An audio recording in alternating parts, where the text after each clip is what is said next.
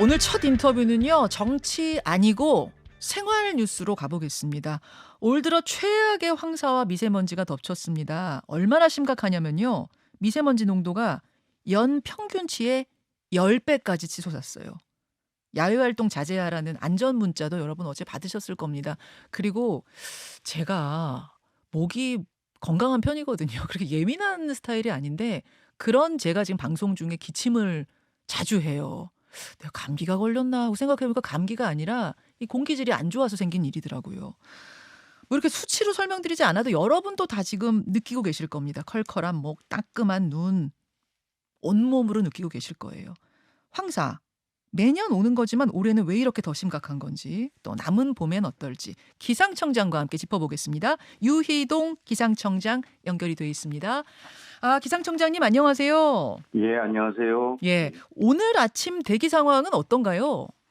예, 오늘 아침 대기 상황은 그 숫자로 말씀드리자면요. 예. 어제보다는 많이 좋아졌습니다. 서울의 수치는 그 PM10 농도라고 하는 황사 측정 기준으로 하면 7시 기준으로 해서 226 마이크로그램 입방센치당 226 마이크로그램입니다. 음. 저희 가장 나빴을 때가 약 하루 전, 12일 01시에 어제. 459였으니까요. 예. 220은 많이 낮아진 상태고 계속해서 좀 좋아지는 쪽으로 가고 있습니다. 아유, 물론 지금도 다행입니다. 매우 나쁜 상태이긴 하지만 예, 예. 어저께 예측한 것보다는 지금 조금 더 지금 아침이 올수록 예. 조금 좋아진 상황입니다. 다행입니다. 어제 항공 사진으로 네. 항공 영상으로 서울 하늘 보니까요. 우리나라 하늘 보니까요. 뭐 파란 하늘하고 아래 황사층이 뚜렷하게 대비될 만큼 그냥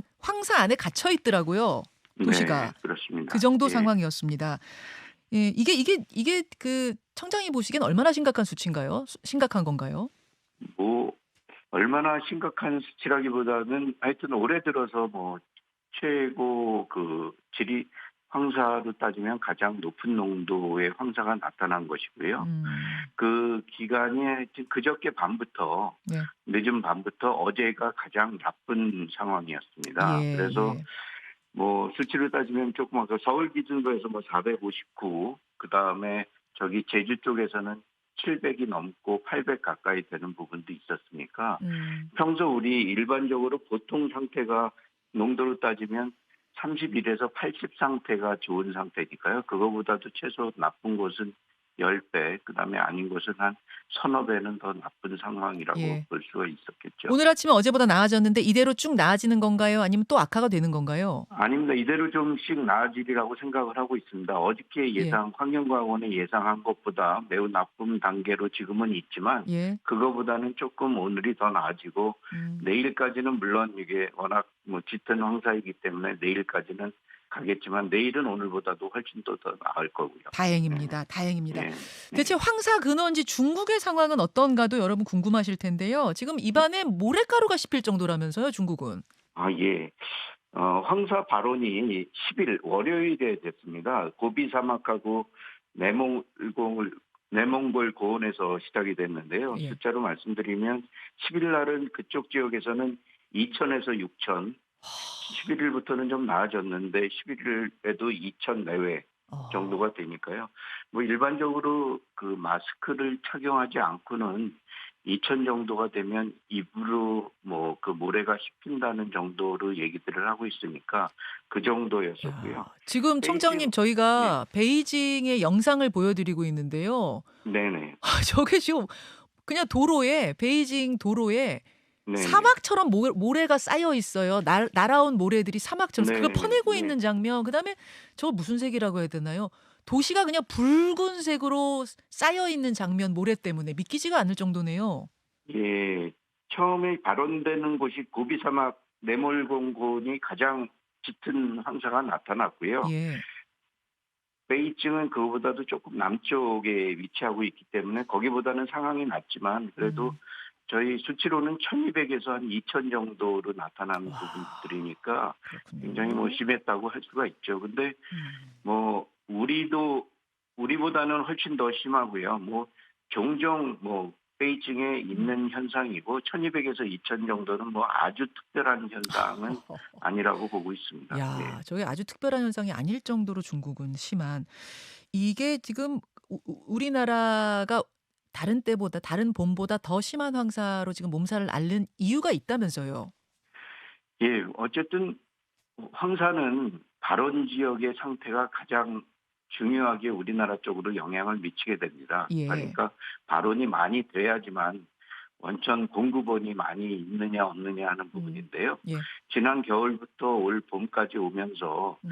그 황사 주 발원 지역인 고비사막 내이몽구 내몰골 고원이 눈도 적게 왔고요. 아. 그러니까 그 대지 상태가 땅의 상태가 굉장히 건조하고 메마른 상태입니다. 기온도 음. 높았고요. 음. 그렇기 때문에 다른 해보다도 올해는 그 황사가 발원이 될 확률도 높고 발원이 음. 되면 일단 그 양이 많을 가능성이 굉장히 높은 상태를 유지하고 있었습니다. 아.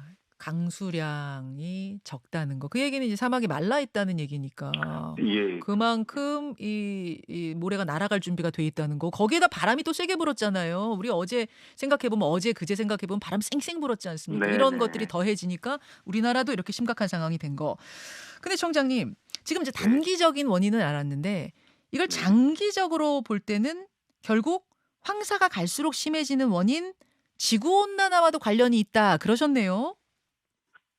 뭐 제가 뭐 그렇게 얘기한 뭐 황사가 뭐 지구 온난화하고 직접적인 관계가 음. 있다고 말씀을 드린 건 아니고요. 아, 일단 기온이 상승하면 예. 땅의 상태나 여기 우리 사람이 살고 있는 사는 곳이든 아니든 간에 뭐 대지의 그 습도는 더 낮아지게 되잖아요. 그렇죠. 그러니까 그만큼 건조해지게 되면은 음. 일단 황사나 이런 부분들이 발생할 확률이 더 높고 더 많이 발생할 가능성이 있다는 거죠. 황사뿐만이 음. 아니라 네. 전체적인 모든 기상 현상이 조금 더 나쁜 쪽으로 지구 온난화 기후 변화에서 갈 그렇죠. 수 있는 상황이고요. 물론이죠. 뭐 예, 황사도 뭐 그런 쪽에 음.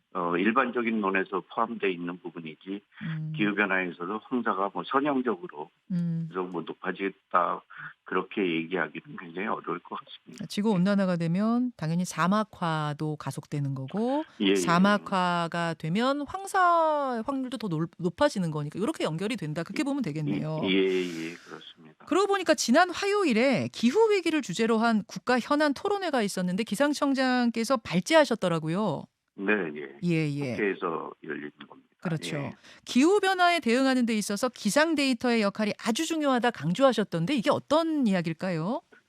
예, 그러니까 제가 그날 발제를 해서 말씀드리는 그거는 우리가 기후 변화를 어떻게 인지하게 됐는지 그 부분이 가장 근본적인 데이터가 저희 기상 기후 데이터로부터 얼마만큼 변했기 때문에 이게 기후 변화가 진행되고 있다, 음. 얼마만큼 진행되고 있다 하는 것을 알게 되는 가장 근본적인 데이터가 기상 기후 데이터라는 거죠. 예. 그리고 기상청은 과거 100년 동안에 기후라는 것은 사실 뭐 하늘에서 툭 떨어진 것이 아니라 저희 음. 날씨 기상 데이터가 오랫동안 쌓여서 있는 그런 현상들을 기후라고 얘기를 하니까요. 음음. 저희 기상청에서 가지고 있는 과거 100년 데이터 그리고 앞으로 100년의 음. 예측 데이터를 가지고 예. 그 데이터 기반 하에서 철저히 과학적으로 모든 것들이 준비돼야 된다는 그런 뜻의 아, 내용이었습니다. 그런 거. 또 하나 인상 깊었던 게 지금 뭐 날씨라든지 미세먼지 정보라든지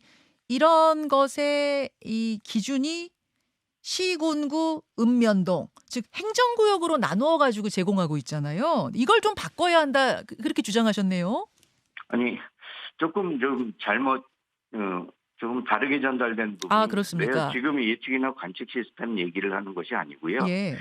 우리 날씨랑 기후는 그 시간적으로 공간적으로 규모가 좀 일치합니다. 음음. 작은 규모 그러니까 시간이 짧은 날씨, 오늘의 날씨, 내일의 날씨 이런 규모들은 공간적으로도 예측하기에는 아주 작은 규모로 예측이 가능하지만 예.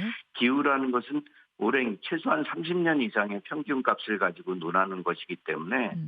그 예측 공간 규모도 작은 규모로 예측하기에는 매우 어렵다는 얘기죠. 아. 그래서 지금 저희가 기후변화에 대응, 적응 모든 준비들을 하고 있는 과정에서 우리 기상청도 마찬가지지만 앞으로의 그런 그 대비는 조금 더 효율적인 측면에서 생각해 보자는 얘기입니다. 저희가 지금처럼 준비하고 있는 226개의 기초지자체, 예. 17개의 광역단체를 포함해서 그렇게 세분화해서 대응하는 부분들이 과연 효율적인 것이냐 하는 부분들을 저희 그런 기상기후 이야기군요. 데이터를 기준으로 해서 다시 아. 한번 고려해 보자는 얘기입니다. 아.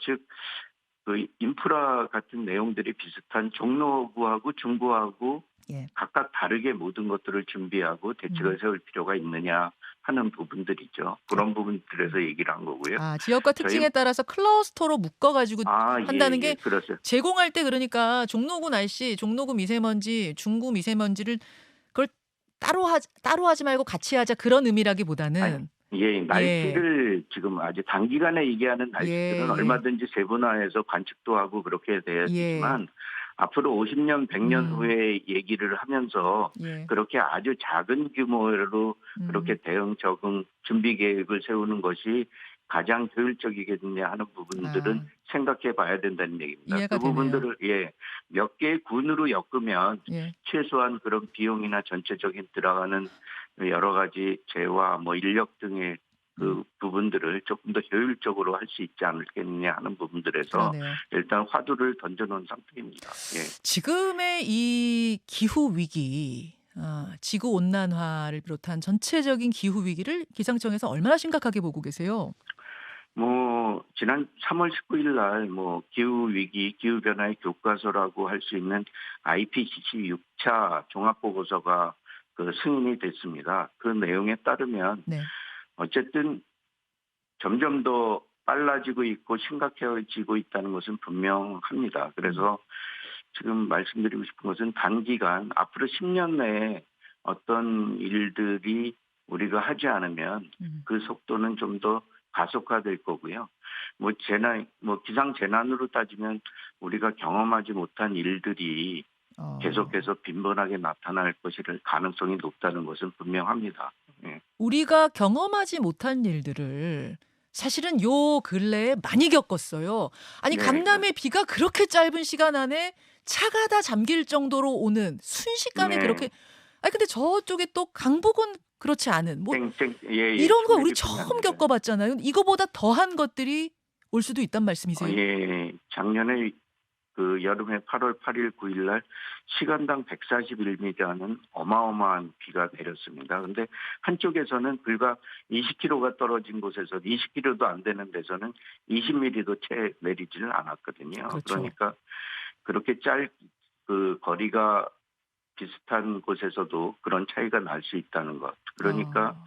우리나라 같이 그렇게 넓지 않은 지형을 가진 국가에서도 음. 어느 순간에 동시에 네. 가뭄과 홍수가 동시에 나타날 수 있는 것을 걱정해야 될 정도의 그런 상황으로 진행되고 있다고 볼 수가 있습니다. 예. 상상 못할 이례적인 기상 상황들이 펼쳐질 것이다. 근데 지금 시한을 10년이라고 하셨어요. 10년 안에 뭔가 우리가 어떻게 바꿔보지 않으면 그 단기 대응이라고 IPCC 보고서에서는 얘기를 했는데요. 선생님, 일단 10년. 기상청장님, 일단 그 IPCC라는 말 자체가 좀 어려워가지고 제가 설명을 하자면 기후변화에 관한 정부 간 협의체라는 국제기구고 여기서 네네. 나온 2차 보고서가 교토의정서에 바탕이 됐고 네네. 5차 보고서가 파리협정에 바탕이 됐고 굉장히 중요한 이 기후변화에 네. 있어서는 굉장히 중요한 국제기구인 거죠. 네, 그렇습니다. 거기에 6차 보고서가 나온 겁니다. 여러분 최근에. 예. 말씀하시죠.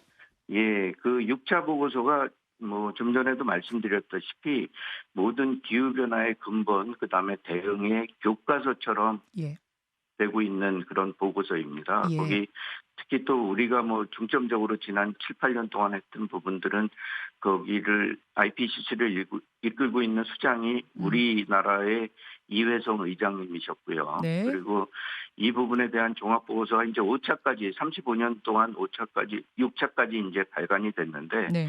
점점 더 이게 심각성을 더 얘기를 해주고 있고 뭔가 조금 빨리 단기 대응에 조금 초점을 맞춰야 된다 하는 부분들이 이번 보고서의 중요 그 내용 중에 하나가 됩니다. 그래서 앞으로 한 10년 동안에 그 단기 대응에 좀 전 세계적으로 초점을 맞추자 하는 내용입니다. 네. 10년 안에 일단 단기 대응을 잘 못할 경우 최대 33억 명, 전 세계 인구의 33억 명가량이 홍수와 식량 위기, 수자원 위기 겪을 거다 이런 경고도 들어있네요.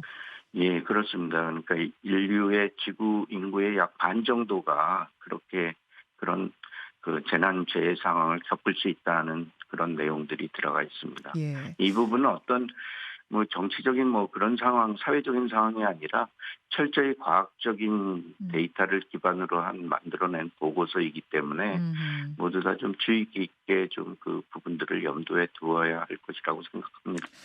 그 10년 안에 단기 대응 못하면 정말 이 끔찍한 상황들이 벌어질 거라고 하는데 그럼 10년 동안 단기 대응을 뭘 어떻게 해야 되나 이 부분이거든요. 그리고 방법은 있는 것인가? 사실 저희가 인터뷰를 굉장히 많이 했습니다만 기후 문제 관련해서 중요한 문제니까 네. 굉장히 무시무시한 얘기들을 많이 들었어요. 이제 막을 길이 없다 뭐 이런 이야기도 들어보고 지구는 아. 멸종하고 있다 이런 이야기도 들어보고 방법이 있습니까, 청장님? 요번 6차 보고서에는 또 하나 이제 5차 보고서 때와 다른 부분들이 하나가 있는데요. 예.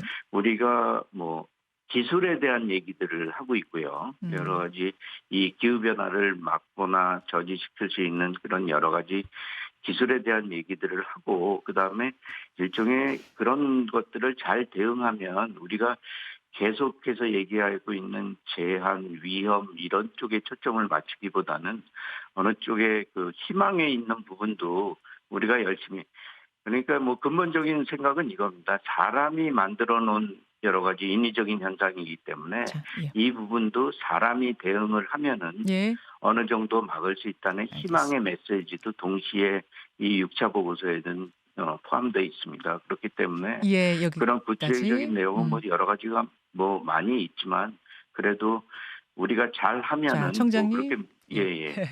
알겠습니다. 우리가 잘해야 된다는 마지막 말을 끝으로 인사 나누겠습니다. 오늘 고맙습니다. 네네 감사합니다. 예. 김현정의 뉴스쇼는 시청자 여러분의 참여를 기다립니다. 구독과 좋아요, 댓글 잊지 않으셨죠? 알림 설정을 해두시면 평일 아침 7시 20분 실시간 라이브도 참여하실 수 있습니다.